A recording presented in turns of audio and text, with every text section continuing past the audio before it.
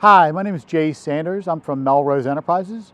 We're a national exterior building repair contractor, and we'd like to present to you this video case study of a comprehensive garage repair project. In this project, we're going to be performing extensive concrete repairs as well as caulking or sealing the top deck. Thanks for watching. This office building's parking garage is utilized for both tenants and customers. Constructed in 1973 with an approximate total of 575 parking spaces. The parking garage was experiencing failures of its concrete and widespread areas of failure of the deteriorated ceiling joints. It was known that there was a need for concrete repairs. What was not determined was all the locations of the bad concrete.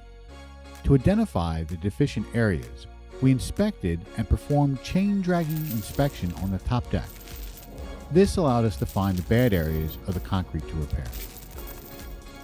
Ownership decided to phase the project in multiple years.